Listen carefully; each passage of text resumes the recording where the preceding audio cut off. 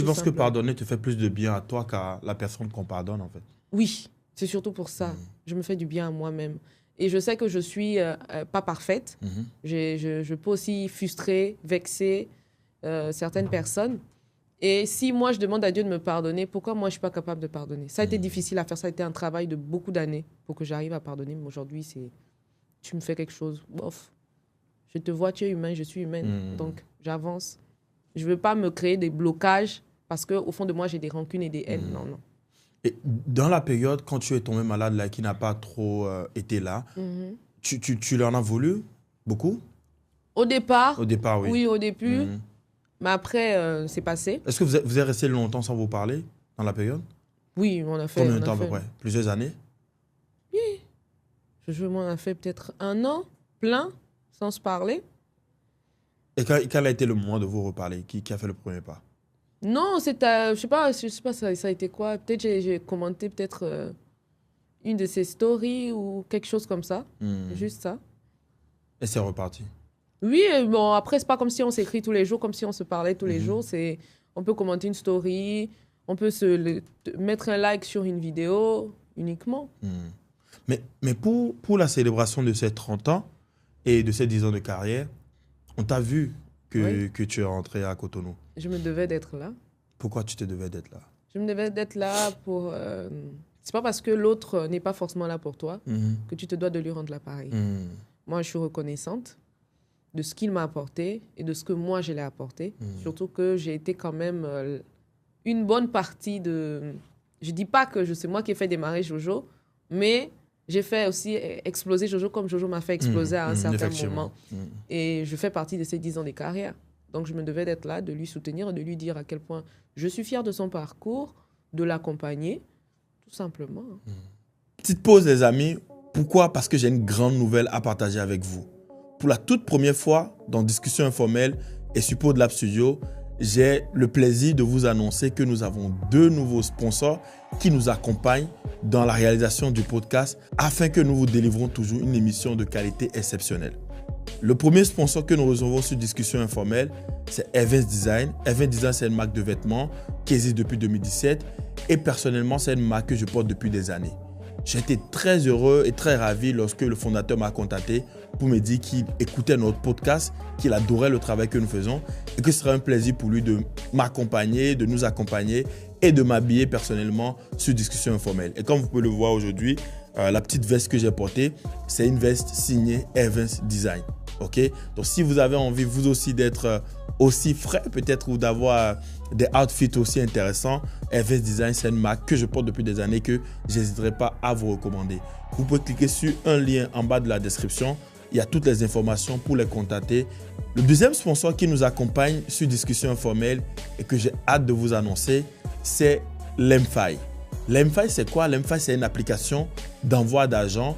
Si vous êtes en France, vous êtes au Canada ou vous êtes aux États-Unis, que vous avez envie d'envoyer de l'argent en Afrique, à vos proches en Afrique, Lemfi, c'est une application que vous pouvez utiliser.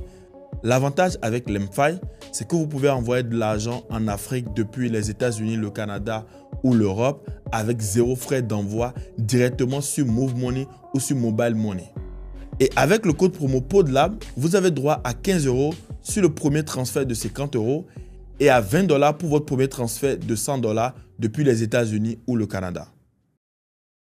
C'est tout. Il n'y a rien d'autre. Et ce que moi j'ai trouvé quand même incroyable en apprenant tout ça maintenant, c'est comment tu gardes quand même, tu protèges quand même votre image sur scène et en public. Moi, j'ai trouvé ça incroyable. Parce que j'étais là au Palais des Congrès et j'étais là aussi à l'after party. Et je trouvais ça incroyable parce qu'en t'entendant maintenant, quand je vois même ta prestation sur scène, moi j'ai vraiment adoré. C'est comme si vous avez essayé de reproduire la chimie de l'époque, mais en sachant tout ce que tu portes dans ton cœur, arriver à avoir cette prestation-là, c'est chapeau l'artiste, quoi. C'est chapeau l'actrice, je dirais, tu vois. Surtout qu'on n'a même pas eu de répétition. Sérieusement? Non. Vous n'avez pas répété une seule fois? Pour l'audio, oui. Pour nous deux, on s'est vu, 1 heure, on a parlé, Fab, et puis on a dit, bon, on va aller dans ce sens. Je lui ai dit, ne t'inquiète pas, toi et moi sur scène, si l'un a lancé le mot, ça va suivre. On se suit, tout simplement. Waouh. Donc, quoi, on va dire, c'est 4 à 60% de ce qu'on a vu, c'était de l'impro, quoi. C'est de l'impro. C'est incroyable. On savait où on voulait aller. Et puis, on a dit, on se laisse faire. C'est tout. Waouh, devant plus de 2000 personnes? Oui. Ah ouais. Ça m'a fait un petit pansement encore. Ça m'a encore dit, mais quel gâchis. Ouais, Parce effectivement. Il y a un truc, quoi. Il y a toujours un truc. Mais bon, voilà. Et après, là où j'ai vraiment pris ma claque, c'est à l'after party qu'on a fait le samedi. Et encore une fois, tu es monté sur scène. Ouais. Tu l'as parlé, mais avec des mots très affectueux. Et parce que littéralement, quand tu parlais sur scène, tu as dit, tu as sorti certains mots, tu as dit que tu l'aimais, tout ça, tout ça. Bon, aimer, ça veut 10 000 choses. Hein. Oui. Mais je me disais, pourquoi? Pourquoi quoi? Pourquoi tu continues de faire ça? Et je pense que c'est l'un de mes mauvais côtés. Moi, je ne connais pas aimer à moitié. Quand j'aime, j'aime entièrement et j'aime avec tout. Je prends la personne telle qu'elle est. C'est Jojo, je le prends tel qu'il est. J'ai pas... Il ne changera pas. C'est Jojo, quoi. Donc, je fais avec. Je prends sur moi pour passer au-dessus de beaucoup de choses. Et je l'aime comme il est. C'est tout. Il n'y a pas 2000 mots à dire. J'apprends à aimer la personne telle que la personne est. Je ne choisis pas de te changer. Le changement, ce n'est pas les gens qui doivent t'imposer le changement. Le changement, il est personnel. C'est toi qui décides que si 2 ou 3 personnes m'ont fait un reproche sur un comportement, je décide moi-même de changer. Ça doit venir de toi-même. Et si tu juges que tu ne changes pas, c'est que c'est ta route, c'est ton chemin. Et puis, ton entourage, soit vous l'aimez comme il est, soit vous dégagez, tout simplement. C'est quoi ton sentiment aujourd'hui envers lui? Envers Jojo? Moi, je suis fière. Je suis fière qu'il ait rebondi de son côté. Je suis fière de ce qu'il devient. Moi, je lui souhaite que le meilleur, encore. Et tu as toujours du chagrin? De voir ce qu'on aurait pu accomplir, oui. Ouais. Tu es en couple aujourd'hui? Non. J'aurais appris que oui. Ah bon? J'aurais appris que oui. J'ai toujours protégé ma vie personnelle. Toujours. Je peux avoir un mouchoir? Merci. Donc, je joue le yo-yo. Aujourd'hui, je suis en couple. Demain, je suis célibataire. Je dis jamais que j'ai quelqu'un. Parce que voilà, je protège ma vie personnelle. Tout simplement. Mais je ne suis pas une femme qui dort seule. Tout simplement. C'est déjà le plus important. Yeah.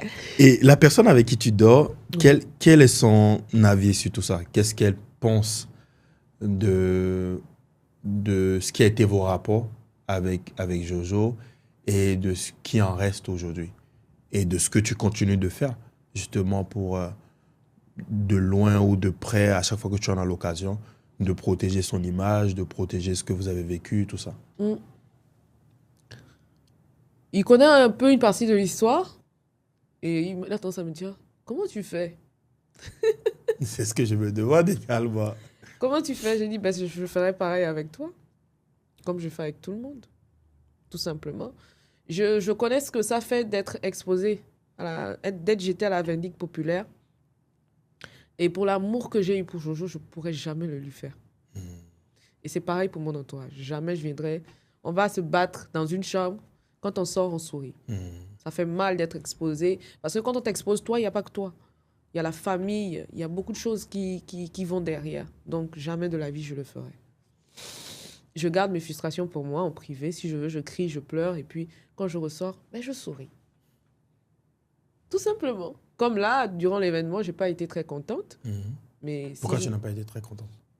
Parce que bon, il y a beaucoup de choses qui ne sont pas allées comme ça devrait. Côté organisation, tu veux dire? Bon, je dirais pas qu'en tant qu'organisation, c'est son premier événement. Je ne veux pas que les gens lui jugent sur ça. Effectivement. Parce qu'il va apprendre de cet événement. Il va apprendre des erreurs. Toute son équipe, d'ailleurs. Donc, je ne veux pas qu'on leur porte forcément... qu'on soit trop exigeant, trop dur avec eux. Effectivement. Voilà, c'est un premier événement. Ils feront mieux parce que je lui souhaite plusieurs spectacles et ceux dans le monde. Mais il y a eu un petit souci de considération. Ça a fait une polémique même d'ailleurs sur les réseaux. Avec toi seul ou avec plusieurs Je parle de mon cas. Okay. Je parle de mon cas. À la base, moi, ça me faisait rien. Mais comme ça commençait à revenir, notamment sur Snap, j'ai dû faire une sortie. Que moi, je ne suis pas venue pour les paillettes et les flashs. Je suis venue pour soutenir la personne. Si vous ne me voyez pas à certains endroits, il n'y a pas de polémique à faire. Il n'y a pas à lui dire, parce qu'il y a des gens qui sont allés jusqu'à lui dire qu'il est ingrat, qu'il ne m'a pas donné la place qu'il aurait dû me donner. J'ai dit, il fait ce qui est bien pour son événement. S'il juge que peut-être il n'a pas besoin que je sois devant, il sait ce qu'il fait. Jojo, c'est un businessman, c'est quelqu'un qui... Et l'enfant, là, son cerveau tourne beaucoup. Donc, il n'y a pas à faire de polémique. Moi-même, la concernée, je ne me sens pas bien. Je ne me sens pas plutôt mal. Bien au contraire, je dors. Donc, il n'y a pas de problème. Il ne faut pas lui en tenir rigueur pour ça. Et je ne veux pas de polémique autour de ça. Fin. Ce n'est plus sorti. Il faut remettre chaque chose à sa place. Et il sait pourquoi il a fait. Il sait pourquoi il m'a traité d'une certaine façon. Lui seul, il connaît. Tout simplement. Mais tu ne gardes pas ça contre lui aujourd'hui. Tu avances tout simplement. Non, j'avance, papa. Est-ce que c'est pas quelque chose qui va me donner... Ça va me donner quoi? Rien. Ça n'ajoute pas mon argent. Moi, j'aime l'argent. Ça n'ajoute pas mon argent. Ça ne donne pas la santé à mon enfant. Pourquoi je vais m'attarder sur ça? Si ça me procure de l'argent, mon mien, mon dollar. Mais rien. J'avance. Je ne vais pas m'attarder sur ça pour juger la personne ou pour être en conflit avec lui ou pour venir faire un conflit. Non, j'avance. Ça ne me procure rien. Oh. Est-ce qu'aujourd'hui, c'est cette histoire-là ou ton passé-là, ça te pose des problèmes aujourd'hui dans ta relation avec la personne avec qui tu es aujourd'hui? Non, lui, c'est quelqu'un qui ne cesse de dire tout le temps de dire quel gâchis quand il nous voit. Il dit quel gâchis. Vous avez un potentiel. Là, même quand il a vu le spectacle Les Roches sur TikTok, il m'a appelé, il m'a dit, mais j'ai l'impression de voir deux zinzins, deux personnes qui n'ont aucune vision, qui ne savent pas. Vous avez quelque chose. Moi, je vous vois sur des grandes scènes, même en Europe. Pourquoi? Il dit que, this is life. On ne comprend pas souvent ce qui arrive dans la vie. Hein. Tu as un avenir prometteur et puis tu choisis d'être un couillon, tout simplement. Ou tu choisis peut-être d'être égoïste, tu penses? Tu penses qu'il y a un peu d'ego dans tout ça? D'ego, je ne sais pas. Franchement, je ne sais pas. Je ne sais pas. Tu dirais qu'il y en a? Non, je dirais que je ne sais pas.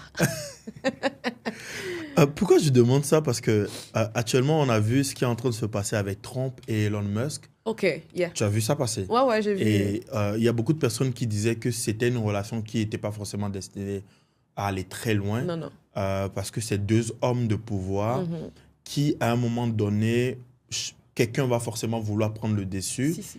Et l'autre, c'est l'homme le plus riche du monde. L'autre, c'est le président des États-Unis. Exactement. Tu es sur deux types de pouvoirs qui s'égalent d'une façon ou d'une autre. Et qui veut accepter être le suprême? Le président des États-Unis ne va jamais accepter être le petit de quelqu'un, comme l'homme le plus riche du monde ne va jamais accepter non plus être le petit de quelqu'un, parce que être l'homme le plus riche du monde, c'est avoir du pouvoir également. Et une forme de pouvoir incroyable. La preuve, il a investi 275 millions de dollars dans la campagne de Trump. Et qu'on le veuille ou non, il n'y a personne d'autre qui a investi autant dans la campagne de Trump. Et qu'on le veuille ou non, lui-même, Trump n'a pas sorti 275 milliards dans sa propre campagne. Donc, le pouvoir financier, c'est un certain pouvoir. Et quand je vois ça, je me dis, est-ce que quelque part un peu, ça n'a pas un peu joué aussi? Tu vois, ce truc peut-être de l'ego dans toute cette histoire-là. Peut-être. Mais comme je dis, si je dois m'étaler là-dessus, je ne toucherai pas que Jojo. Il y a beaucoup de personnes derrière. Il y a beaucoup de personnes. Ouais. Quand tu dis qu'il y a beaucoup de personnes, je me dis, le monde du showbiz. Oui. Tu es dans le showbiz maintenant, ça fait quoi? 10 ans? Non, moi, c'est pas 10 ans. C'est combien déjà? Moi, ça fait 4 ans. C'est faux. Non, depuis 2020, donc 5 ans. 5 ans? Ouais. 5 ans et demi, oui. On a l'impression que ça fait tellement longtemps. Non, c'est 5 ans et demi. 5 ans et demi. 2020, ouais. OK. Mais tu es surexposé quand même. Ouais. On peut dire ça, tu vois. C'est quoi, selon toi, les dures réalités qu'on n'oserait pas croire dans le showbiz, quand les rideaux sont fermés?